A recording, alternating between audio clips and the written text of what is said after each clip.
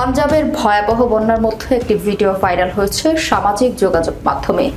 সেই ভিডিওতে মেহরুন্নিসা নামে এক তরুণী প্রতিবেদককে দেখা যায় দুলতে থাকা একটি নৌকা থেকে সরাসরি প্রতিবেদন করতে।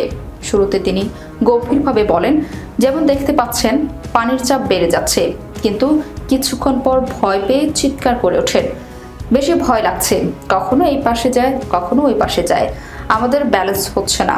আর শেষে বলেন, আপনারা আমাদের জন্য দোয়া করুন গাইজ। এই অদ্ভুত ধরনের প্রতিবেদনের ভিডিও ছড়িয়ে পড়তে অনেকে ধরে নেন তিনি বিবিসি উর্দুর সাংবাদিক, কারণ তার হাতে থাকা মাইকের লোগোতে লেখা ছিল বিবিসি উর্দু। কিন্তু পরে জানা যায় তিনি আসলে ভাই ভাই চ্যানেলের হয়ে কাজ করছিলেন। ভিডিও ছড়িয়ে পড়ার পর বিবিসি উর্দু একটি বিবৃতি দেয়।